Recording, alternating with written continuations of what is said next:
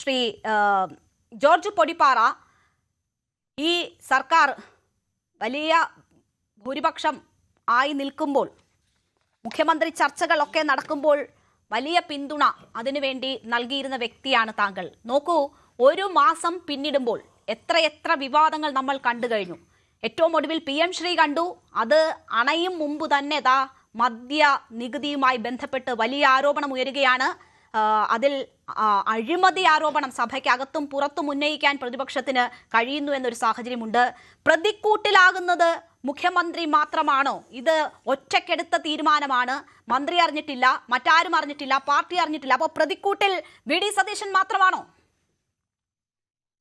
രേണു, ഇതിനകത്ത് ഇതിന്റെ മോഡസ് ഓപ്പറാണ്ടിയിൽ ഒരു പ്രശ്നം വന്നു എന്നുള്ളത് വേണമെങ്കിൽ അംഗീകരിക്കാം. അതായത് മുഖ്യമന്ത്രി ബജറ്റില് ഈ ഈ ഈ പറഞ്ഞ വീര്യം കുറഞ്ഞ മദ്യത്തിന്റെ നികുതി നിരക്ക് പ്രഖ്യാപിക്കുന്നു. അത് ധനകാര്യമന്ത്രി മാത്രം, ഈ ബജറ്റ് രഹസ്യമാണെങ്കിൽ ധനകാര്യമന്ത്രി അല്ലാതെ മറ്റാരുമായിട്ട് അത് ഡിസ്കസ് ചെയ്താൽ അത് ബജറ്റ് രഹസ്യം ചോർത്തി കൊടുത്തു എന്നുള്ളൊരു ആരോപണം വരാം. അപ്പോൾ സ്വാഭാവികമായിട്ടും അതിനകത്ത് വേണമെങ്കിൽ ഈ മദ്യനയത്തിനോടൊപ്പം അല്ലെങ്കിൽ മദ്യനയത്തിന്റെ കാര്യത്തിൽ ഒരു തീരുമാനമെടുത്ത ശേഷം വേണമെങ്കിൽ ഈ കാര്യത്തിൽ ഒരു തീരുമാനം എടുത്താൽ മതിയായിരുന്നു. പക്ഷെ ഇവിടെ മറ്റൊരു കാര്യം, ഇത് 2022 നേരത്തെ, വളരെ നേരത്തെ തന്നെ വീര്യം കുറഞ്ഞ മദ്യം ഉത്പാദിപ്പിക്കാൻ ഇടതുപക്ഷം തീരുമാനമെടുത്തിരുന്നു. ഉദയഭാനു കമ്മീഷൻ ആ റിപ്പോർട്ടിലെ ശുപാർശ പ്രകാരം വീര്യം കുറഞ്ഞ മദ്യം ഉത്പാദിപ്പിക്കണം എന്നൊരു തീരുമാനം, അത് ആ ഒരു ശുപാർശ ഗവൺമെന്റ് അംഗീകരിക്കുകയും അങ്ങനെ ആ രീതിയിലേക്ക് മുന്നോട്ട് പോവുകയും ചെയ്തു. പക്ഷെ ഒരേ ഒരു കാര്യം മാത്രമേ അവർ ചെയ്യാതിരുന്നുള്ളൂ. ആ കാര്യം എന്ന് പറയുന്നത് ഈ പറഞ്ഞ അതിന്റെ ടാക്സ് സ്ലാബ് നിശ്ചയിച്ചിരുന്നില്ല. ഇപ്പോ അഡീഷണൽ ആയിട്ട് VD സതീശൻ ചെയ്തു എന്ന് പറയുന്ന തെറ്റ് അല്ലെങ്കിൽ കുറ്റം ഇതിന്റെ ടാക്സ് സ്ലാബ് നിശ്ചയിച്ചു എന്നുള്ളതാണ്. അതായത് നയം LDFന്റേതും ആ നയം നടപ്പാക്കുന്നതിന്റെ ഒരു പ്രധാന ഘട്ടമായിട്ടുള്ള നികുതി സ്ലാബ് VD സതീശന്റേതുമായിട്ടാണ് ഇവിടെ സംഭവിച്ചിരിക്കുന്നത്. അപ്പൊ നയം മാറ്റിയപ്പോൾ, അതായത് വീര്യം കുറഞ്ഞ മദ്യം ഉൽപ്പാദിപ്പിക്കാൻ പോകുന്നു, ധാന്യങ്ങൾ ഒഴികെയുള്ള മറ്റ് പച്ചക്കറി പഴവർഗ്ഗങ്ങളിൽ നിന്നൊക്കെ വീര്യം കുറഞ്ഞ മദ്യം ഉൽപ്പാദിപ്പിക്കണം, അത് സംസ്ഥാനത്തിന് ആവശ്യമാണ്, സംസ്ഥാനത്തെ കർഷകരെ സഹായിക്കാനാണ്, അതുപോലെ ഈ പറഞ്ഞ കശുമാങ്ങ അതുപോലുള്ള മറ്റു സാധനങ്ങളിൽ നിന്നൊക്കെ ഇത് ഉൽപ്പാദിപ്പിക്കാമെന്നുള്ള തത്വത്തിൽ ഈ തീരുമാനം എടുത്തത് ഇടതുപക്ഷം തന്നെയാണ്.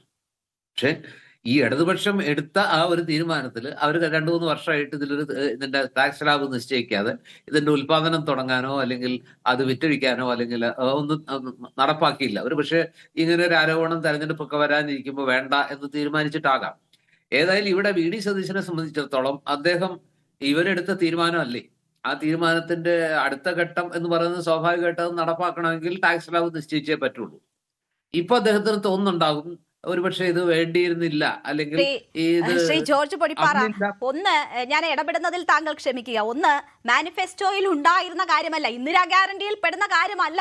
മുഖ്യമന്ത്രി അധികാരം ഏറ്റെടുത്തതിന്റെ തൊട്ടടുത്ത ദിവസം ഇതിന്റെ ഫയൽ നീക്കം എത്രയാണ് വേഗത്തിലാണ് നടന്നത് എന്നതിന്റെ വിവരങ്ങൾ പുറത്തു വന്നിട്ടുണ്ട്. 18-ന് അധികാരമേൽക്കുന്നു, അടുത്ത 2 ദിവസത്തിനകം തന്നെ ഇതിന്റെ ഫയൽ നീക്കം തുടങ്ങുകയാണ്. പിന്നീട് അങ്ങോട്ട് ശരവേഗത്തിലാണ് ഫയൽ നീങ്ങിയത്. അപ്പോൾ ഇന്ദിരാ ഗ്യാരണ്ടി ഒന്നുമല്ല ആദ്യ മന്ത്രിസഭാ യോഗത്തിൽ പറഞ്ഞ് നടപ്പിലാക്കാൻ. മാത്രവുമല്ല, താങ്കൾ ഏറ്റവും കൂടുതൽ മുഖ്യമന്ത്രി പദത്തിൽ എത്താൻ ആഗ്രഹിച്ച VD സതീശൻ ഈ നീക്കം, ഈ നടപടി ഇടത് സർക്കാരിന്റെ ഭാഗത്തു നിന്നും ഉണ്ടാകുമ്പോൾ എന്താണ് പറഞ്ഞത് എന്ന് നമുക്ക് ഓർമ്മയുണ്ടല്ലോ. തെരഞ്ഞെടുപ്പ് വരുമ്പോൾ കോടികളുടെ അഴിമതി നടത്താനുള്ള ആസൂത്രണവുമായി സർക്കാർ ഇറങ്ങിയിരിക്കുകയാണ്. വീര്യം കുറഞ്ഞ മദ്യത്തിന് നികുതി കുറയ്ക്കാനുള്ള നടപടിയുമായി സർക്കാർ പോകുന്നു. സർക്കാരിന് കിട്ടേണ്ട കോടികൾ വലിയ ഡിസ്റ്റിലറികളിൽ എത്തിക്കാനുള്ള അഴിമതിയാണ് ഇതിന് പിന്നിൽ നടക്കുന്നത്. അഴിമതി എന്ന വാക്ക് ഉപയോഗിച്ചത് VD സതീശൻ തന്നെയാണ്. അദ്ദേഹം മുഖ്യമന്ത്രിയായപ്പോഴാണ് ഇന്ദിരാ ഗ്യാരണ്ടി നടത്തുന്ന പ്രാധാന്യത്തിൽ ഈ തീരുമാനമെടുത്തിരിക്കുന്നത്.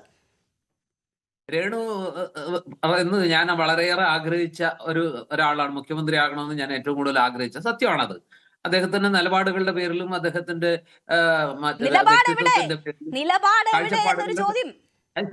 ഞാനൊന്ന് പറഞ്ഞോട്ട് രേണു ഒരുപാട് നീണ്ടൊരു ചോദ്യമല്ലേ എന്റെ മുന്നിലേക്ക് വെച്ചത്. രേണു, ഇതിനകത്ത് 2 കാര്യങ്ങളിലാണ് ഇപ്പൊ രേണു, അതായത് PM ശ്രീ പദ്ധതി, അതുപോലെ തന്നെ ഈ പറഞ്ഞ വീര്യം കുറഞ്ഞ മദ്യം, ഈ 2 വിഷയത്തിലും ആദ്യ ചുവടുകൾ എടുത്തതും PM ശ്രീയിലാണെങ്കിൽ ഒപ്പുവെച്ചത് ഇടതുപക്ഷം, എന്നിട്ട് അത്യാവശ്യം 98 കോടിയോ മറ്റോ കിട്ടുകയും ചെയ്തു. അത് അവിടെ നിൽക്കട്ടെ, അതിലേക്ക് ഞാൻ പിന്നീട് വരാം.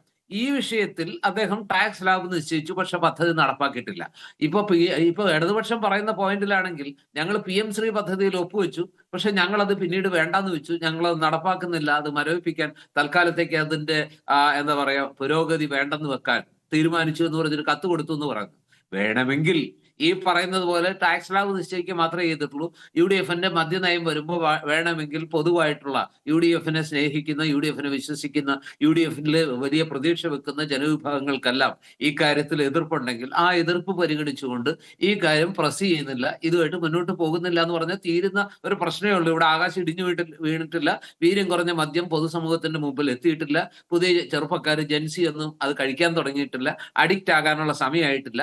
കൂട്ടത്തിൽ ഒന്നുകൂടി പറയട്ടെ രേണു, അതെന്താണെന്ന് വെച്ചാൽ ഒരു വിഭാഗം, അതായത് നിങ്ങൾ ഈ രണ്ട് വിഷയങ്ങൾ കാണുമ്പോൾ അധികാരത്തിൽ ഏറ്റ നിമിഷങ്ങൾക്കകം ഈ ഇടതുമുന്നണി എത്രയോ കാലം തിരിഞ്ഞു നോക്കാതിരുന്ന ആശാവർക്കർമാരുടെ, അതുപോലെ തന്നെ പാചക തൊഴിലാളികളുടെ, അംഗൻവാടി ജീവനക്കാരുടെ അടക്കം അവരെ എല്ലാം പരിഗണിച്ച് 3000 രൂപ ആശാവർക്കർമാർക്കും അല്ലാത്തവർക്കെല്ലാം 1000 രൂപയും ഈ പ്രഥമ മന്ത്രിസഭാ യോഗത്തിൽ തന്നെ തീരുമാനിച്ചത് ആ സമയത്ത് ഇത്ര ആവേശം കണ്ടില്ല.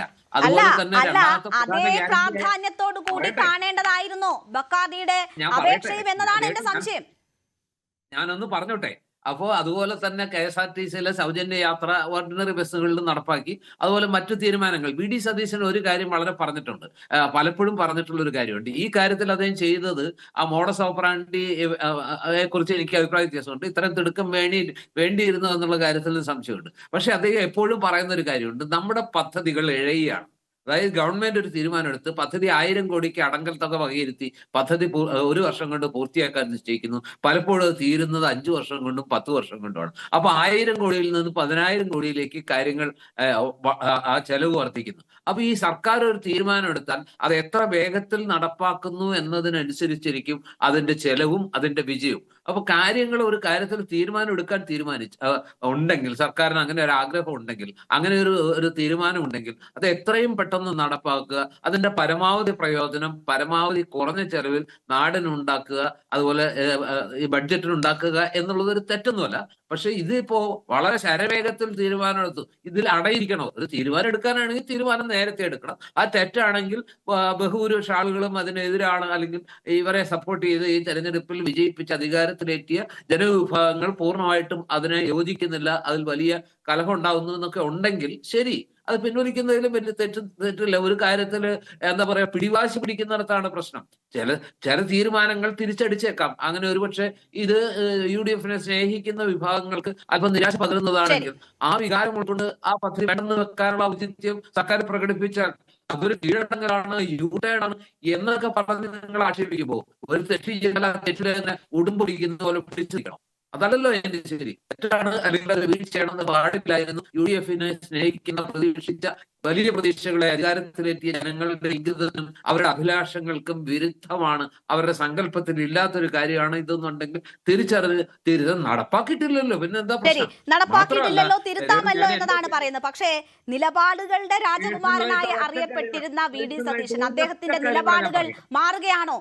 തിരുത്തുകൾ തുടരെ തിരുത്തുകൾ വേണ്ടി വരുമ്പോൾ എവിടെയാണ് പിഴയ്ക്കുന്നത് എന്നൊരു ചോദ്യം വളരെ പ്രധാനമാണല്ലോ. അല്ലെങ്കിൽ ആവർത്തിച്ചുണ്ടാകുന്ന ഈ തെറ്റ് ആരുടെ കഴിവുകേടാണ് എന്നൊരു ചോദ്യവും ഉണ്ടാകും. ഞാൻ താങ്കളിലേക്ക് തിരിച്ചെത്താം. ശ്രീ D. കൂടുതൽ വാർത്തകൾക്ക് News 18 Keralam YouTube channel subscribe ചെയ്യുക.